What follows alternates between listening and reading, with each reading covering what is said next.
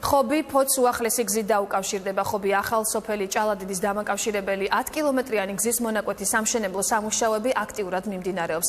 ახალი გზის მშენებლობისათვის 6 მილიონამდე ლარი იხარჯება. ასფალტ-ბეტონის საფარის გარდა ეწყობა ხიდები, ტროტუარები, ეზოებში შესასვლელები, სანიაღროები და სხვა საგზაო ინფრასტრუქტურა. პროექტს მსოფლიო ბანკის დაფინანსებით ინფრასტრუქტურის სამინისტროს საავტომობილო გზების დეპარტამენტი ახორციელებს. სამშენებლო პროცესს ადგილზე გაეცნო სამეგრელო ზემოსვარეთის გუბერნატორი ლევან ასფალტი 5 კილომეტრ ნახევარი გაკეთებულია.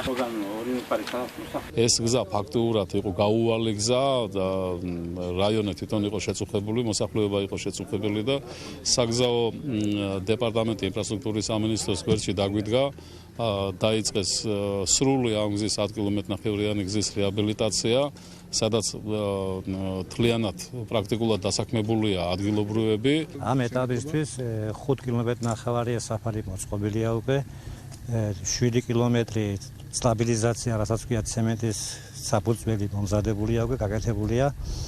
ახლა მიმდინარეობს გვერდის სამუშაოები, არხების ამოწმენდა მიმდინარეობს ბეტონის კიუვეტების მოწყობის სამუშაოები და ხიდბოგირები.